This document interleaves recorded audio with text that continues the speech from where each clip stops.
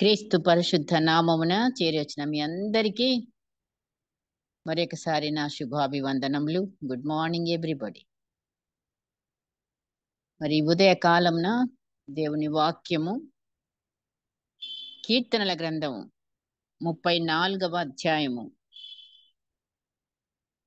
మొదటి వచనం చదువుతున్నాను. మొదటి వచనము మరియు 3వ వచనం రెండు కూడా చదివేస్తాను. ఓకే, 3 వచనాలు. నేనెల్లప్పుడూ యెహోవాను సన్నుతించెదను, నిత్యము ఆయన కీర్తి నా నోట నుండును. యెహోవాను బట్టి నేను అతిశయించుచున్నాను, దీనులు దానిని విని సంతోషించెదరు. నాతో కూడి యెహోవాను ఘనపరచుడి. మనము ఏకముగా కూడి ఆయన నామమును గొప్ప చేయుదము. దేవుడు తన పరిశుద్ధ వాక్కులను మనందరి హృదయములలో ఫలింపజేయునుగాక.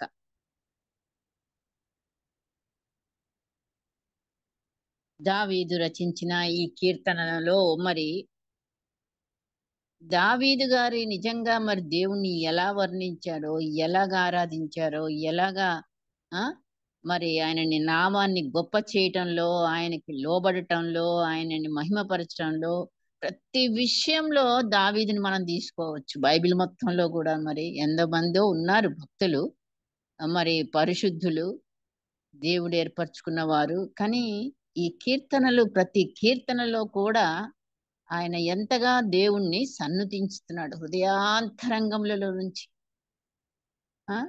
అది మరి మనం కూడాను కాస్త మనం చదువుతా ఉన్నా కొద్దిగా ఏమొస్తుందండి మనం కూడా అలాగే దేవుణ్ణి మరి ప్రేమించే వాళ్ళంగా, దేవుణ్ణి ఆరాధించే వాళ్ళంగా, కృతజ్ఞత కలిగిన వారంగా, తృప్తి కలిగిన వారంగా, ప్రార్థించే వారంగా, ఆయనని మహిమపరిచే వారంగా నిజంగా మరి అలా ఉండాలనే ఆశ కలుగుతుంది.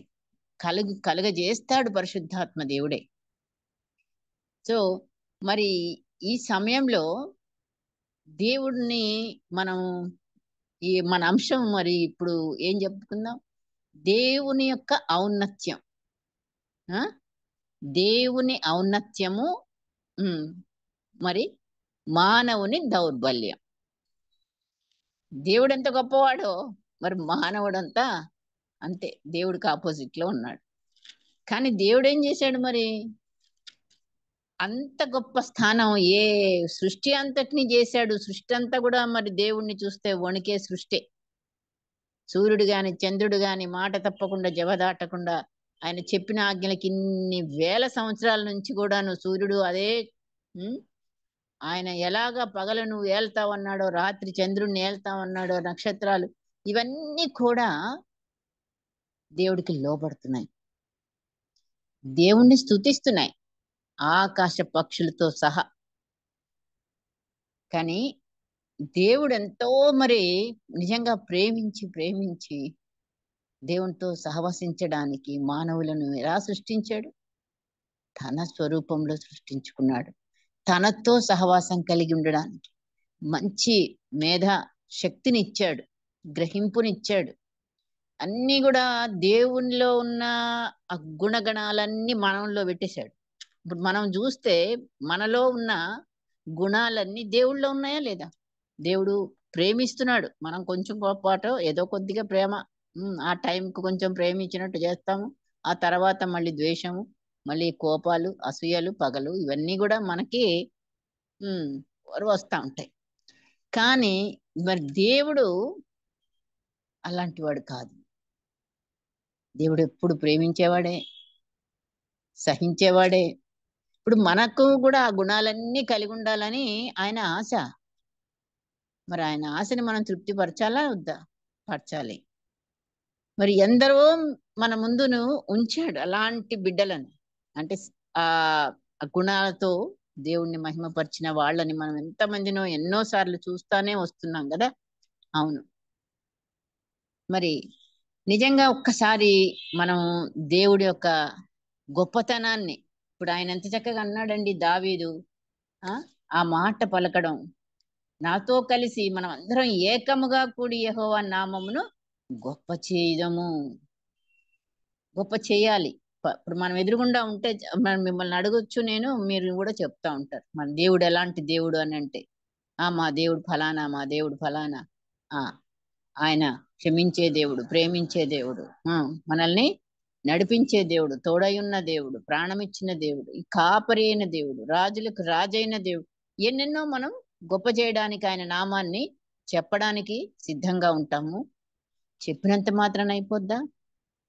అందుకనే పెదవులతో ప్రభువా ప్రభువా అని నన్ను పిలిస్తే చాలదు, కానీ ప్రభు చిత్తమును నెరవేర్చువాడే మరి పరలోక రాజ్యం.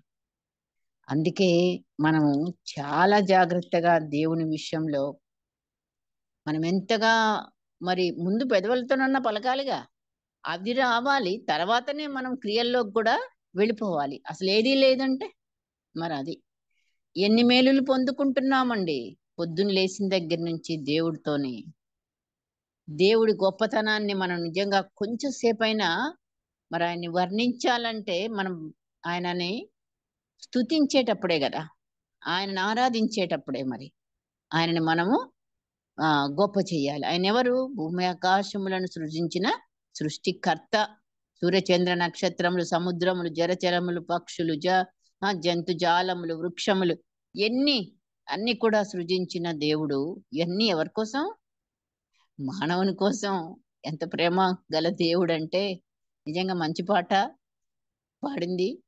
మరి ఆ ప్రేమ అంతా కూడాను మనం పొందుకుంటున్నాం. మరి మన కోసం మనం మానవుని ఎప్పుడు సృష్టించాడు? ఫస్ట్ ఆయన అంత సృష్టించిన తర్వాత చివరి మానవుడిని. ఎందుకంటే ఇవన్నీ ఆల్రెడీ మానవునికి ఉండాలి.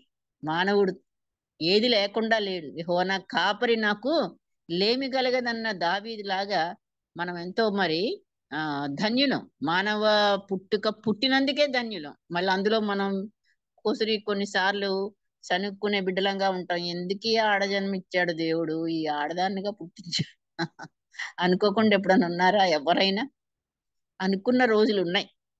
నిజంగానే చెప్తున్నా. ఎందుకు ఈ ఈ పుట్టుక ఇచ్చాడు అనేది. కానీ ఇది ఎంతో ధన్యత అనేది మనకి ఎప్పుడు అర్థమవుతుంది? కొంత సంవత్సరాలు గడిచిన తర్వాత అర్థమవుతుంది.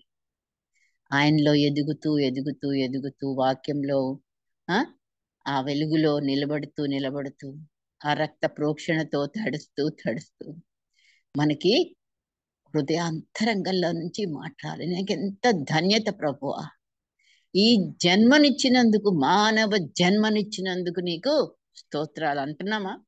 అనండి ఈ రోజు నుంచి. మరి మనము ఆడబిడ్డగా నన్ను సృష్టించినందుకు నీకు వందనాలని మనం అనాలి. మనకొకవేళ ఆడబిడ్డలనే పుట్టించినా కూడా దేవుడు, మనం కృంగిపోయే బిడ్డలంగా ఉంటామా? అప్సెట్ అయ్యే వాళ్ళంగా ఉంటామా? నెవర్ ఉండకూడదు. దేవుని సృష్టి అది. నీ గొప్పతనమేమీ లేదు. అదే ఇక్కడ చెప్పబోయే మాటలు. ఇప్పుడు దేవుని ఔన్నత్యము వర్సెస్ మానవుని దౌర్బల్యం. మానవుడు ఎంత దౌర్భాగ్యుడు అయినా సరే మరి దేవునితో పోటీ చేసి దేవుని కంటే ఎక్కువగా హెచ్చించుకుంటూ దేవుడి యొక్క మహిమను దొంగలించుకుంటూ, అబ్బో మానవుడు మామూలుడు కాదు. మరి ఎన్ని వాగ్దానాలు ఇచ్చి, ఎన్ని అద్భుతాలు చేసి, ఎన్ని ప్రాణం ఇచ్చినా సరే కూడా మనం ఇంకా కూడా ఆయనకి కరెక్ట్ గా లోబడట్లేదు. కరెక్ట్ గా ఆయన ఆరాధించట్లేదు. కరెక్ట్ గా భక్తి కలిగి లేము. కరెక్ట్ గా సత్యంలో లేము. నిజంగా ఉన్నామా అండి? ప్రశ్నించుకుందామా? ఎంతవరకు నువ్వు దేవుణ్ణి సాటిస్ఫై చేస్తున్నావు? ఎంతవరకు నేను సంతోషపెడుతున్నాము? ఇంకా కూడా ఆయనని దుఃఖపెట్టే మాటలు, ఆయనను దుఃఖపెట్టే, అవమానపరిచే జీవితం నీకు నాకుందా? అవును. 10 మంది ముందు, జనాల ముందు ఆయన అవమానపరుస్తున్నామే. ఎలాగా? ఆయన ఎంతగానో ఓర్చుకోవాలి. ఇప్పటికే ఆయన మన గురించి ఓర్చుకుంటున్నాడంట, సహించుకుంటున్నాడు. మరి ఇంకా మనం వెయిటింగ్ లో ఉండాల్సింది పోయి ఇప్పుడు ఆయన మన కోసం వెయిటింగ్ లో ఉన్నాడు. ఆయుష్కాలం పొడిగిస్తూ. ఎందుకంట? ప్రేమిస్తున్నాడు గనక, ఆయన స్వరూపంలో చేసుకున్నాడు గనక, ఆయన మనకు తండ్రి అయ్యాడు గనక.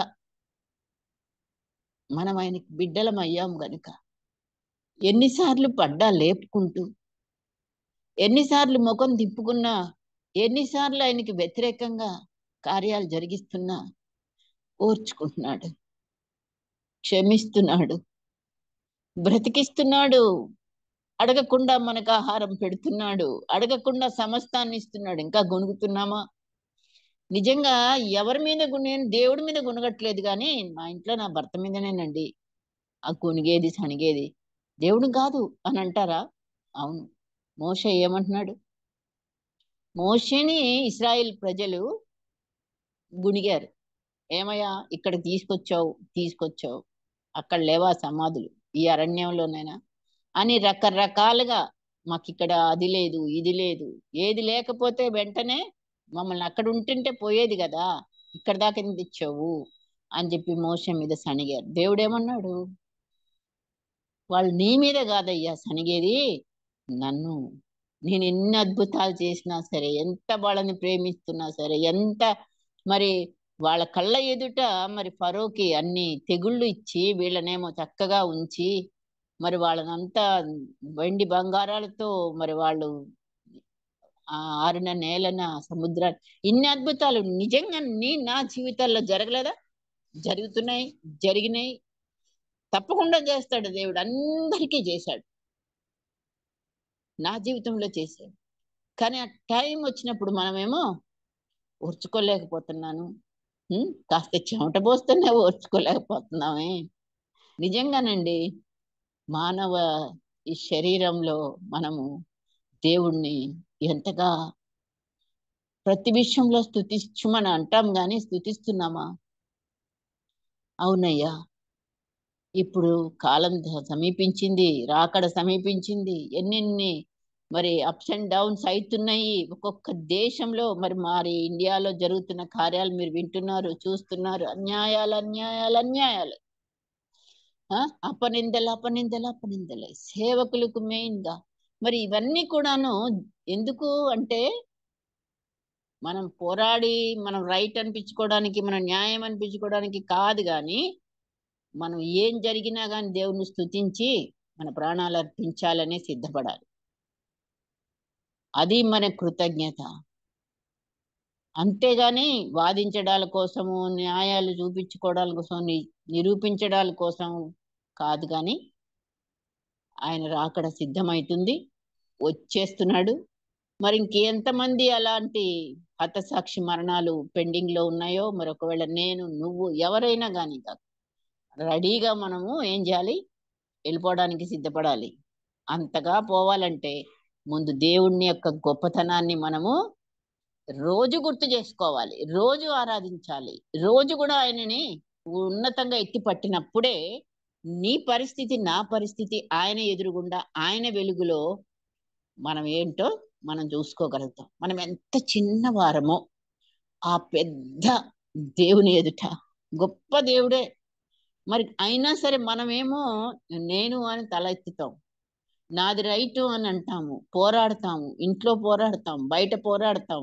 వీఆర్ నో, ప్రతి విషయంలో మనం ఎంతగా తగ్గింపుగా ఉంటామో, ఎంతగా నమ్రతగా ఉంటామో, మరి ఇవన్నీ కూడా దేవుడు అంట వాళ్ళకి ఇశ్రాయేల్ ప్రజలకి ఆ 40 సంవత్సరాలు కూడాను వాళ్ళకి ఆకలి కలిగించి నీళ్లు లేకుండా చేసి అవన్నీ ఆయనకు తెలుసు, ఆయన చేశాడు, వీళ్ళని పరీక్షిస్తున్నాడు. అట్లానే నువ్వు నేను ఇప్పుడు ఈ జీవితంలో మనల్ని కూడా ఏదో కొరత, ఏదో జబ్బు, ఏదో ఒక ఎవరి ద్వారానో ఒక మాట, ఇవన్నీ కూడాను ఆయనకు తెలియకుండా కాదు. ఆయన సెలవిస్తేనే ఏదొచ్చినా. కాబట్టి వస్తున్నప్పుడు మనం ఏం చేయాలి? అక్కడ దేవుణ్ణి మహిమపరిచే వాళ్ళంగా మరి ఉండడానికే మనం ఉండాలి. నేనెంత నా బ్రతుకెంత అని రోజు అనుకుందాం. అనుకోవాలి అలాగా. నేనెంత నేనే పాటి దాననయ్యా అని మనం చాలాసార్లు అనుకుంటా పోవాలి. నువ్వెంత గొప్పవాడు అని ఆయన్ని మనం పొగుడుతుంటూ పోయినప్పుడే మనం కరెక్ట్ అయిన బిడ్డలంగా ఉంటాం. నేనెంత అనుకోకుండా ఉంటే వెంటనే పక్క వాళ్ళతో నేనంటే నన్ను ఏమనుకున్నావు? నువ్వేంటేం మాట్లాడుతున్నావు అనే మాట వస్తుంది. చిన్నవాళ్ళతో కానీ, పెద్దవాళ్ళతో కానీ, పక్క వాళ్ళతో కానీ, కుటుంబంలో కానీ నేను అనేది మనలో రావడానికి వీలు లేదు. మరి ఎప్పుడు రాదు. నేను ఏ పాటి దాన్ని అని మనం అనుకున్నప్పుడే రాదు.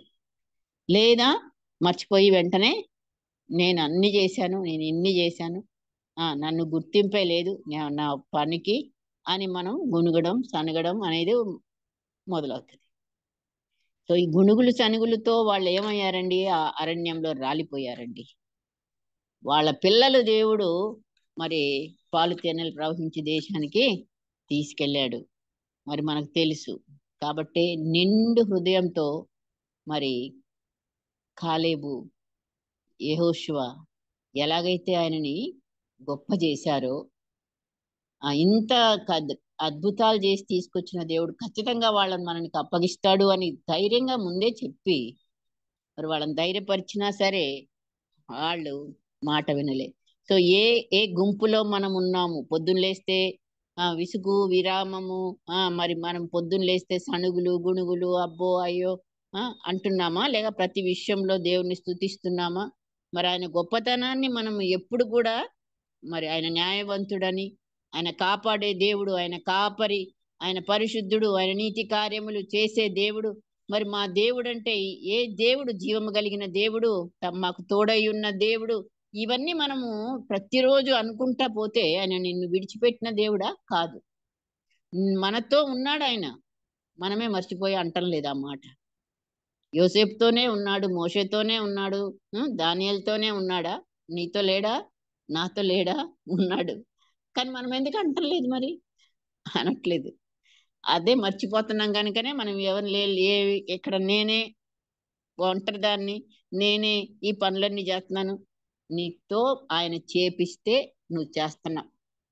నీతో ఆయన శక్తి ఇచ్చి, బలం ఇచ్చి, నీకు ఆయుష్ ఇచ్చి, నీకు జ్ఞానం ఇచ్చి, నీకు అన్నీ ఇచ్చి ఆయన ఒక చిన్న పనిని నీకు అప్పగించాడు.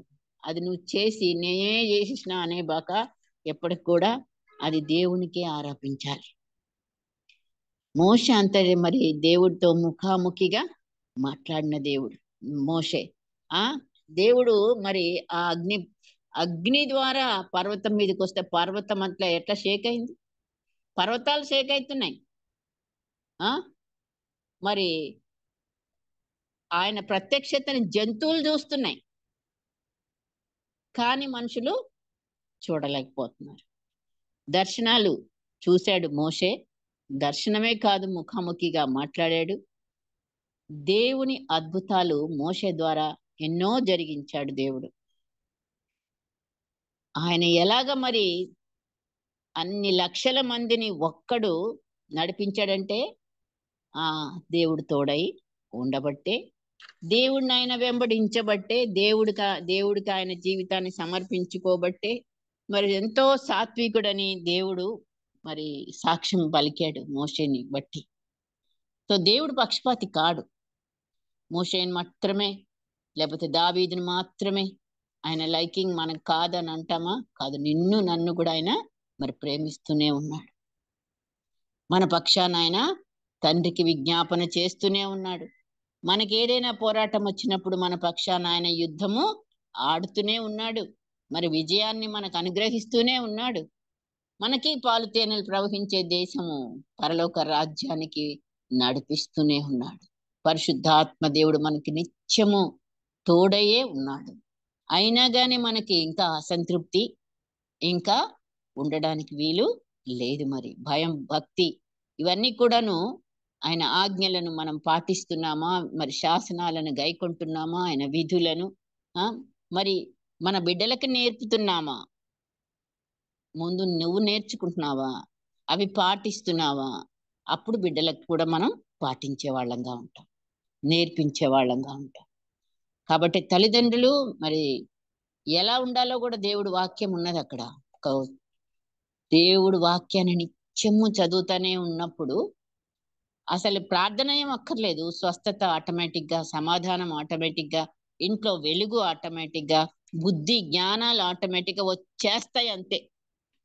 నిజంగా మరి నువ్వు ధ్యానంగా ప్రతిరోజు కూడాను వాక్యం చదవడానికి టైము ఇవ్వాలి. వాక్యమే యేసయ్య. మరి ఆయనతో మనము సహవాసం, మనకు తెలుసు ఎవరో కొద్ది మంది నడిచారు దేవుడితో అని అనటానికి, వాళ్ళకి కుటుంబాలు, పిల్లలు అన్నీ ఉన్నారు. అయినా సరే దేవుడితో వాళ్ళు నడిచారు. మరి దావీదంతటి వాడు మరి ఈ రాజ్య పరిపాలనే చూడాలా, కుటుంబంలో ఎంతమంది భార్యలు, ఎంతమంది పిల్లలు, ఇవన్నీ చూడాలి. మళ్ళీ దేవుడితో ఎంతగా ఆయన గడిపాడో మనకు బాగా తెలుసు. ఆలయంలో ఉన్నాడు, ఆలయం కట్టాలని, మందసం తేవాలని, అసలు దేవుని ఎడల ఆయనకున్న ఆసక్తిని ఎన్ని కోణాల్లాగో ఎంత చూసినా సరే దావీదు మనకి కనబడతానే ఉంటాడు అన్ని విషయాలలో కూడా. ఆ భక్తిని, ఆ భయాన్ని, ప్రతి చిన్నది కూడా దేవుడి దగ్గర మరి ఆయన అడిగి మరి చేసేవాడు.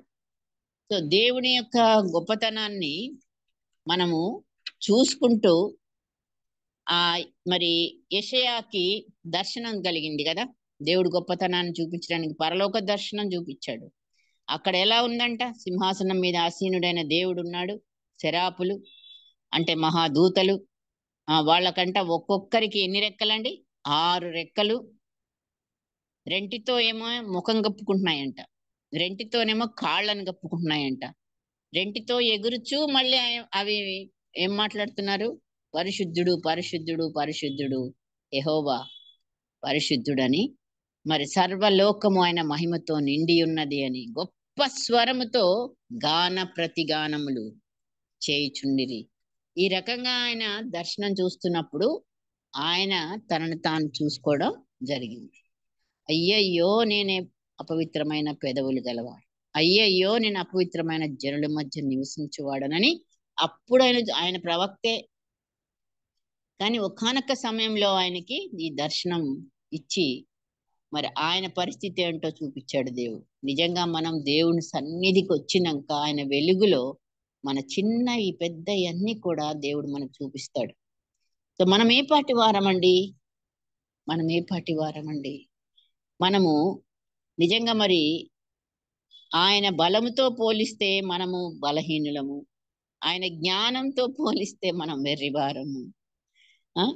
ఆయన ఆకాశమును భూమిని ఆయన తన జ్ఞానము చేత ఆకాశమును విశాలపరచును, తన బలము చేత భూమిని సృజించెను.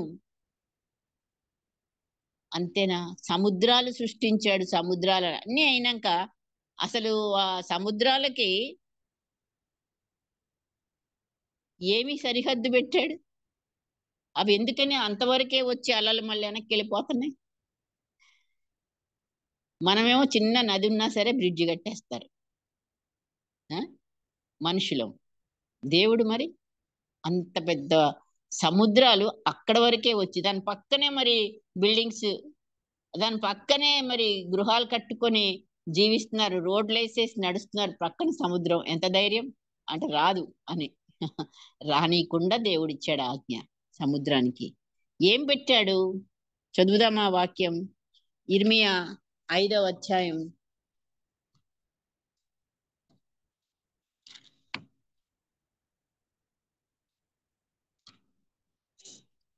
ఇర్మియా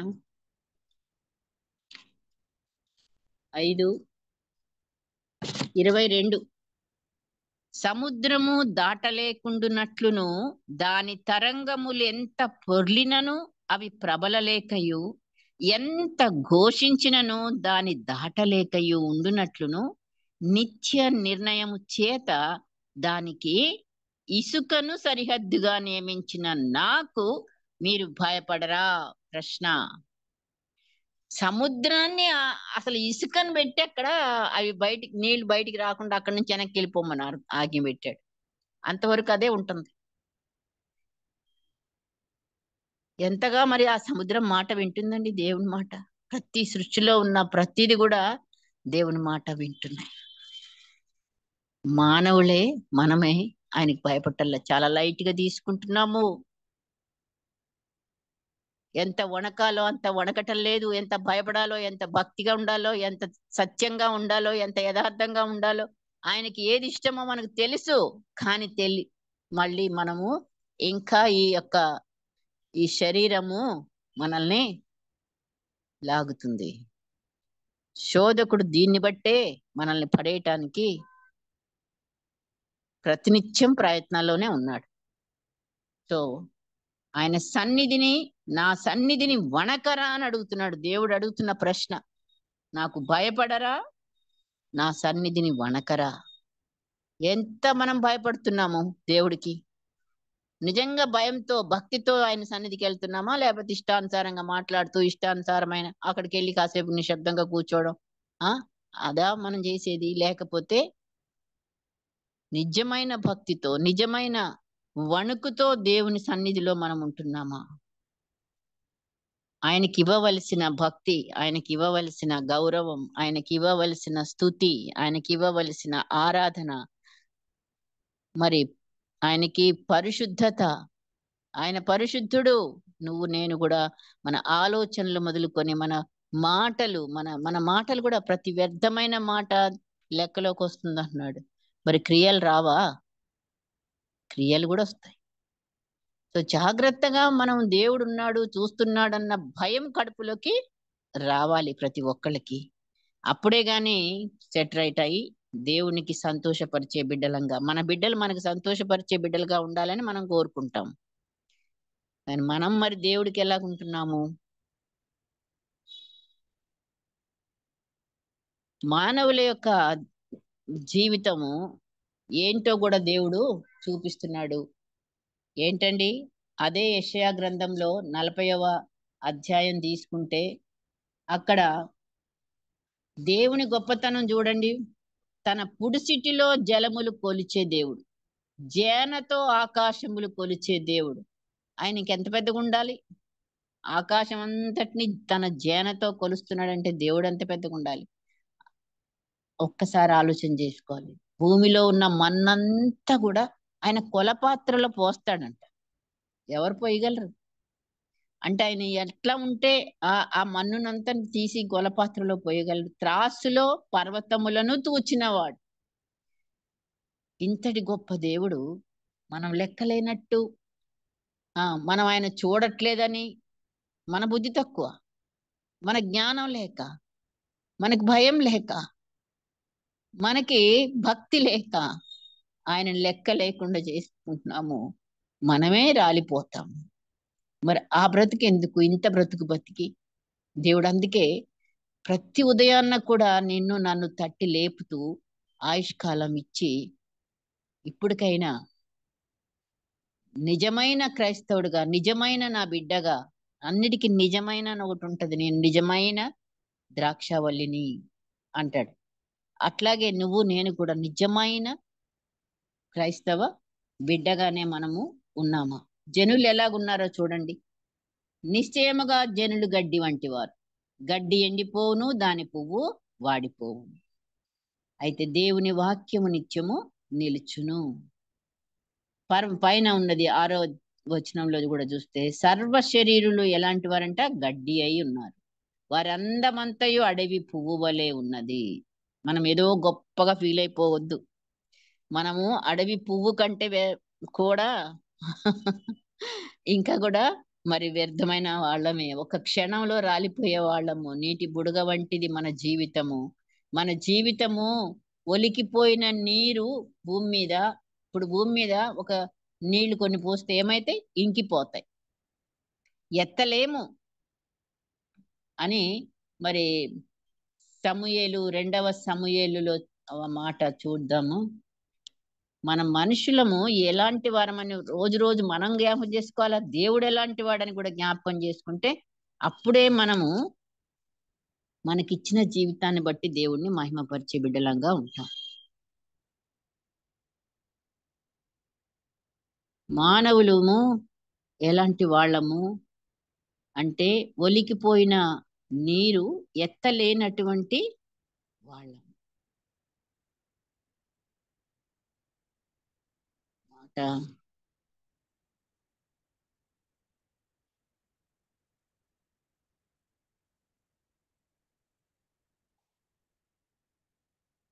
2వ సమూయేలు 14వ అధ్యాయంలో మరి మీరు చూడొచ్చు నేను చెప్పిన మాట. ఒలికిపోయిన నీరు భూమి మీద ఒలికిపోయిన నీరు ఎత్తలేనటువంటి వారము మనుషులం అంటే అది. కాబట్టి మనం ఇక్కడ ఉందండి చూడండి 14 మనం అందరమును చనిపోదుము కదా, నేలను ఒలికిన మీదట మరలా ఎత్తలేని నీటి వలె ఉన్నాము. నేలను ఒలికిపోయిన నీటిని ఎవడెత్తలేడు. అలాంటి బ్రతుకు మన బ్రతుకు. కానీ మనము మనల్ని మనం ఎలా హెచ్చించుకుంటున్నామో, మనం ఇంకా ఎన్ని ప్లాన్స్ వేస్తున్నామో, నిజంగా నెక్స్ట్ మూమెంట్ ఏం జరుగుద్దో నీకు నాకు తెలియదు. కానీ ఆ పరిస్థితులు అలా ఉన్నప్పటికీ మన మనము హెచ్చించుకోవడము, మనం గర్వించడము, మనము అల్లరి పెట్టటం, గొడవలు పెట్టుకోవడాలు, ఇవన్నీ కూడా చూస్తుంటే నిజంగా దేవుడికి ఎంత బాధగా ఉంటదంటే, మనం బాధ పెట్టే వాళ్ళంగా ఉండకూడదు దేవుణ్ణిని. మరి మనమందరం కూడా సంతోషపెట్టే బిడ్డలంగా ఉండాలి అనేది ఆయన కోరుకుంటున్నాడు. కాబట్టి మానవులమైన మనస్థితిని జ్ఞాపకం చేసుకొని గొప్ప గొప్ప భక్తులు మన ముందు ఉన్నారు. వాళ్ళు నేనే పాటి వాడను, నేనంత అపాత్రుడను అని వాళ్ళు చెప్పుకున్నారు. ఎవరంటే ఒక్కొక్కళ్ళు చూస్తే యాకోబు ఒకప్పుడు మోసగాడే కావచ్చు గాక, కానీ ఆయన మరి అన్ని శ్రమలు అంతా అయిన తర్వాత నిజమైన ఆశీర్వాదంలోకి దేవుడు నడిపించి తిరిగి మరి ఆయనని తన దేశానికి రప్పిస్తున్నాడు. అన్ని సంవత్సరాలు మరి మామగారి దగ్గర పనిచేసిన తర్వాత 32 ఆదికాండము 10వ వచనం చదువుతున్నా. నీవు నీ సేవకునికి చేసిన సమస్తమైన ఉపకారములకును సమస్త సత్యమునకును అపాత్రుడను అపాత్రుడను. అలాంటి ఒక తగ్గింపు యాకోబులోకి వచ్చింది. ఎట్లనగా, నా చేతి కర్రతో మాత్రమే ఈ యోర్ధాను దాటి తిని, ఇప్పుడు నేను 2 గుంపులైతిని.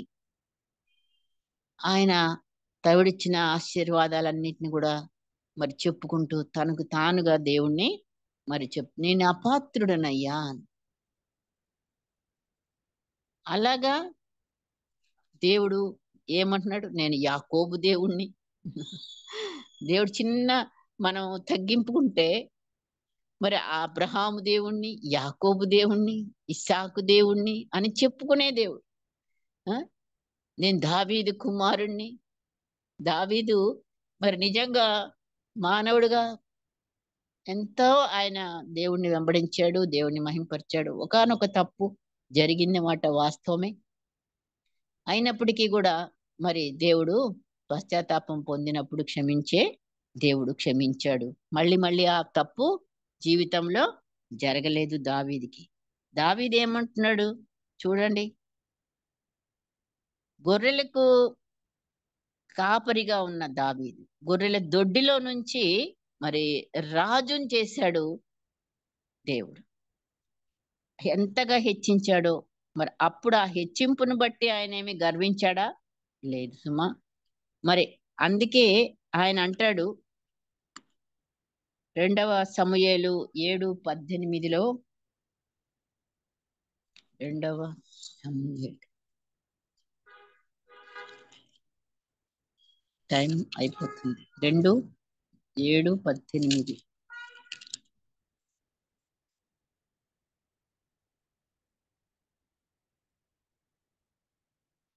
దావీదు రాజు లోపల ప్రవేశించి యెహోవా సన్నిధిని కూర్చుండి ఈలాగున మనవి చేసిన, నా ప్రభువా యెహోవా, ఇంతగా నీవు నన్ను హెచ్చించుటకు నేనెంతటి వాడను, నా కుటుంబము ఏ పాటిది, ఇంతగా హెచ్చుగా చేసిందంతయు నీ దృష్టికి కొంచెమై మానవుల పద్ధతిని బట్టి బహుకాలము జరిగిన తరువాత నీ దాసుడనైన నా సంతానమునకు కలుగబో దానిని గూర్చి నీవు సెలవిచ్చి ఉన్నావు.